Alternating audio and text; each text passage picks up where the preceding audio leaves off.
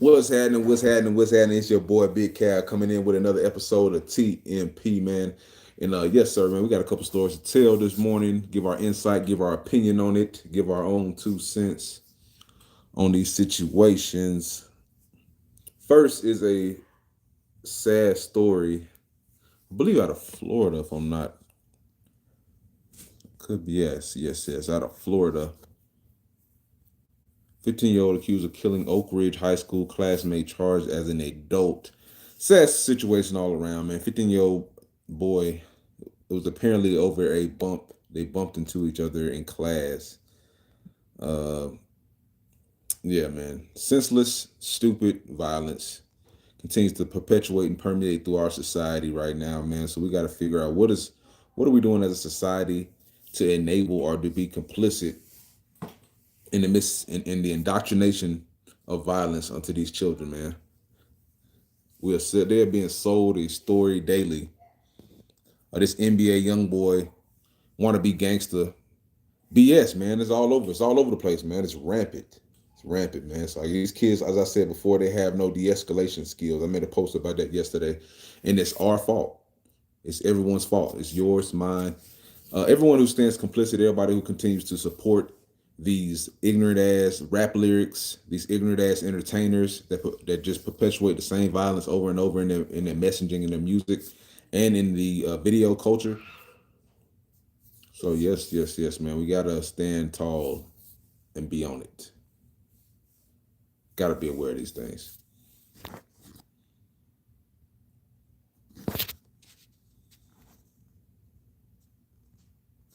So yes, let's get to it. Let's watch this video, man. Let's get to it. County School. This all happened last month near Oak Ridge High. West 2's Bob Hazen tells us investigators say the teenager has a history of being violent in school.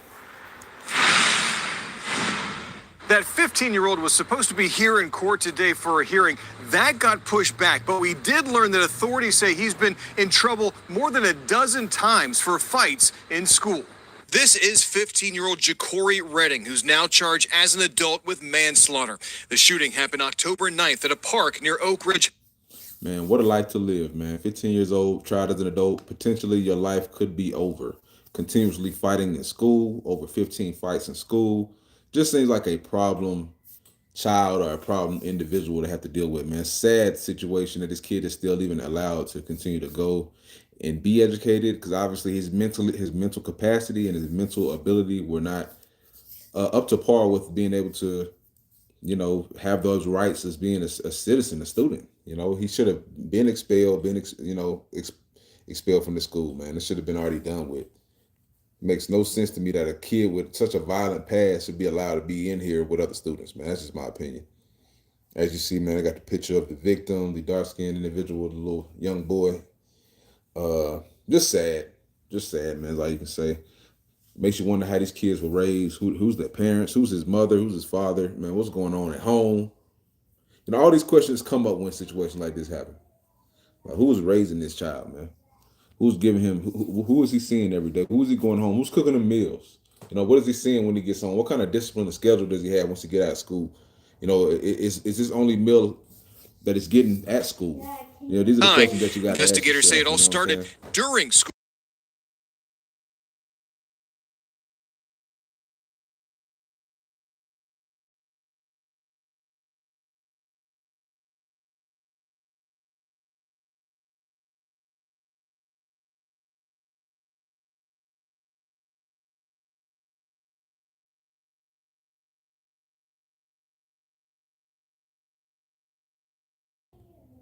Bumped shoulders, then argued and agreed to fight at slaughter. The shooting happened October 9th at a park near Oak Ridge High. Investigators say it all started during school when Redding and the 16-year-old victim, Penny and Dalmacy, bumped shoulders, then argued and agreed to fight after school. But during that fight, Redding allegedly pulled out a gun, shot and killed Dalmacy. Prosecutors are asking a judge to keep him in jail until he goes on trial, and that hearing was set for today, but it was delayed because Redding's new lawyer needs more time. It's ready. I believe the defense needs additional time to prepare for this hearing. As you know, I was just recently retained yesterday. But we did get a look at some of the evidence prosecutors have. In a motion, they say that Redding, quote, possessed the firearm an entire day while at school prior to this incident.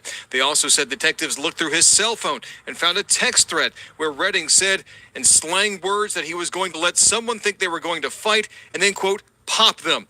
Oh my God.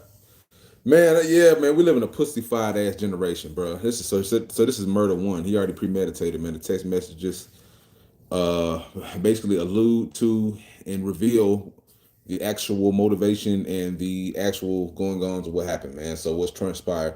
This kid plotted this shit out, faked it, pump fake like he was gonna fight this kid and shot him, bro. What a pussy ass weirdo mama raised coward, I'm sure, man.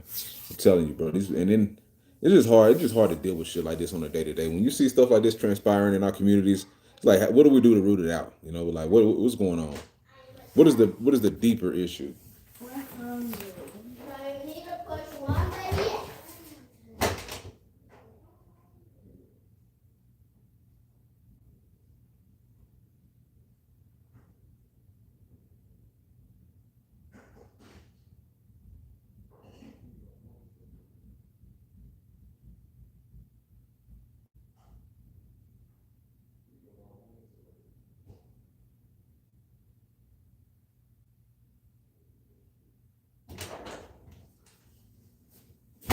All right.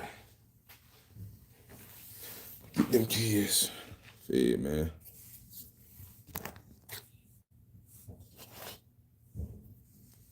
Yes, but like I said, man, just make you wonder how these kids are raised, man. How are these children being raised? Sad situation all around, man. They say he was already on pretrial release for grand theft auto, and they note that during his time in Orange County Public Schools, he's faced discipline 39 times, including 17 for physical altercations, including battery and fighting. Despite that history, Redding was still at Oak Ridge High the day that killing happened. Investigators do write that Redding claimed he was defending himself. That hearing on whether to keep him in jail is now set for next Wednesday. Covering Orange County in Orlando, Bob Hazen, WESH 2 News. What a coward, man. So he ran to somebody he did not want to fade with, basically. That's what I'm saying, man. He basically ran to somebody he didn't want to fade with. Crazy.